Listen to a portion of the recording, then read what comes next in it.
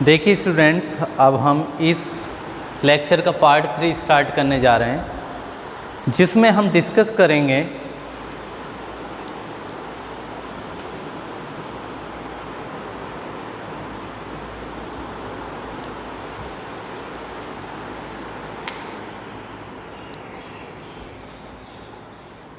यहाँ तक हमने डिस्कस किया था कि बॉन्ड एंगल को पढ़ रहे थे हम।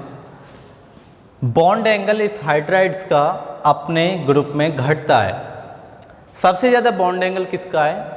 वो बॉन्ड एंगल है आपके नाइट्रोजन का, क्योंकि इसका एटॉमिक साइज कम होता है और लॉन पेयर ऑफ इलेक्ट्रॉन्स भी है, और जिसकी वजह से रिपल्सन ज़्यादा होता है, और वो बॉन्ड एंगल कितना होता है? 107। आगे चलने पर ये बॉन्ड एंगल क्या होगा? घटता चला जाएगा। अगर बॉन्ड डिस्टेंस की बात करें, हम पहले ही बोला था कि जैसे जैसे एटॉमिक साइज बढ़ेगा तो बॉन्ड डिस्टेंस, कहने का मतलब ये है कि एलिमेंट और हाइड्रोजन का डिस्टेंस ये क्या होता है? ये इंक्रीज होता है। ये थी reactivity with hydrogen.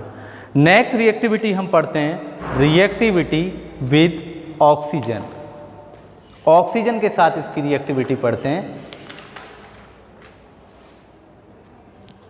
Reactivity with oxygen, यानी ऑक्साइड से कैसे कैसे ऑक्साइड्स बनाता है।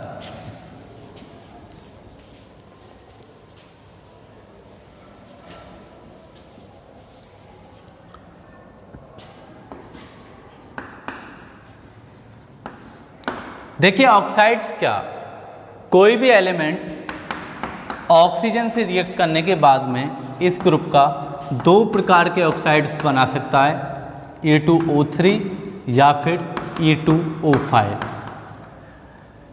ठीक है, एक तो ट्राई ऑक्साइड बना सकता है और दूसरे ये पेंटा ऑक्साइड बना सकता है। Try oxide and penta oxides. ठीक है, दोनों एसिडिक होते हैं, क्योंकि ये सारे क्या हैं? जैसे जैसे आप आगे चलेंगे दोनों ही क्या हैं? एसिडिक होंगे, क्योंकि नॉन मेटल के जो ऑक्साइड्स होते हैं वो कैसे होते हैं? एसिडिक। E2O5 मोर एसिडिक माने जाते हैं, जिसमें ऑक्सीडेशन स्टेट ज़्यादा होती है। इनको हम मोर एसिडिक मानते हैं। इनको हम मोर कोवेलेंट भी कहते हैं, मोर कोवेलेंट भी होते हैं। उसका रीजन क्या है? मोर एसिडिक और मोर कोवेलेंट का, क्योंकि कोवेलेंट होने का रीज़न ये है कि इसमें जो वैलेंसीज हैं, एलिमेंट की जो वैलेंसी है, यानी एलिमेंट का जो ऑक्सीडेशन स्टेट है, उसमें उसके पांचों इलेक्ट्रॉन यूज हो जाते हैं, 5 के 5 इलेक्ट्रॉन्स यूज हो जाते हैं। ठीक है, तो ये था कोवेलेंट होने का उनका रीज़न। जितनी इलेक्ट्रोनेगेटिविटी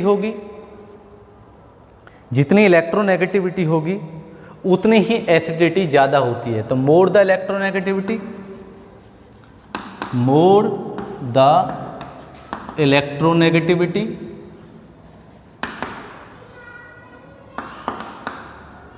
मोर इज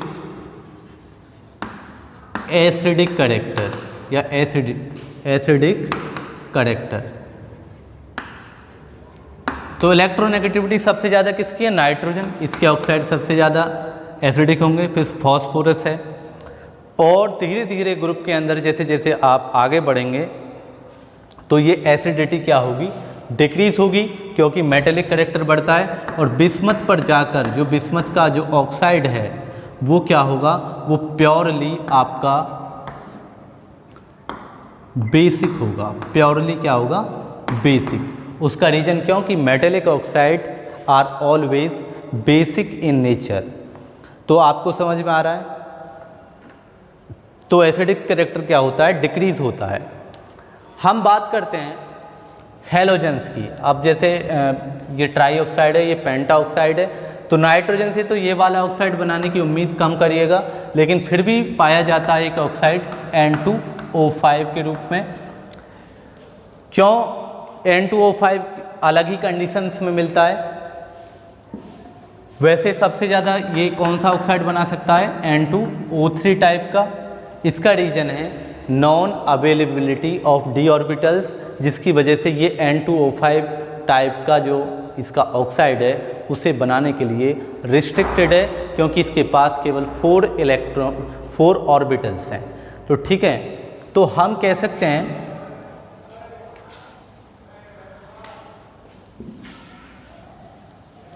जैसे जैसे हम ग्रुप में आगे बढ़ेंगे इसका जो एसिडिक कैरेक्टर है वो क्या होगा, डिक्रीज होगा।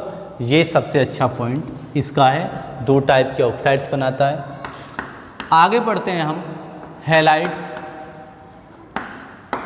हैलोजन से रिएक्ट करने के बाद में, हैलोजन को मैं X से डिनोट कर रहा हूँ, हैलोजन फ्लोरीन, क्लोरीन, ब्रोमीन या आयोडीन इनमें से हो सकता है। ये एलिमेंट EX3 या EX5 के हैलोजेंस बनाता है, EX3 या फिर EX5 प्रकार के हैलोजेंस बनाता है।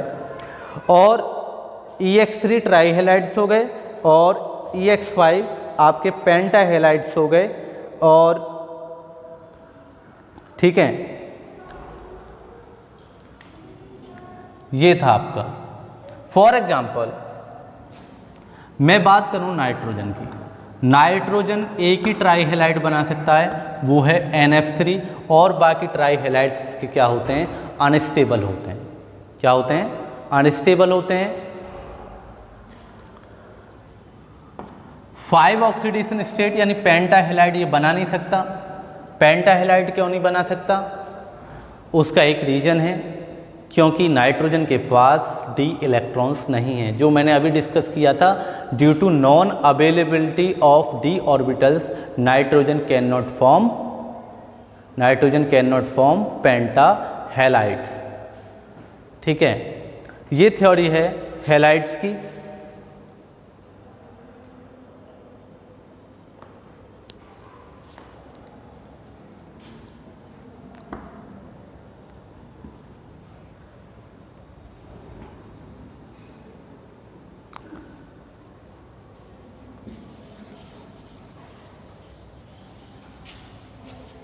आगे चलते हैं,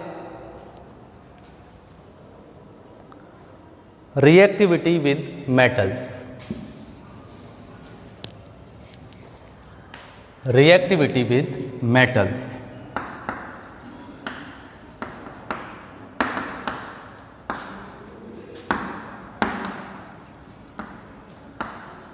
देखिए मेटल्स के साथ में जब भी ये रिएक्ट करते हैं तो अपना -3 ऑक्सीडेशन स्टेट शो करते हैं, और उसमें ये nitrite, phosphide, arsenide,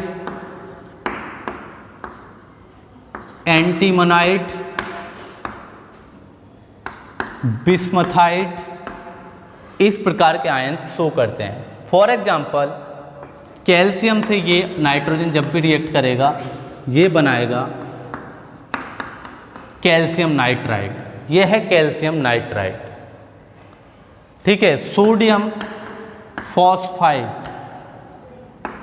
sodium phosphide, और भी चीज़ें हम ले सकते हैं, सोडियम आर्सेनाइड,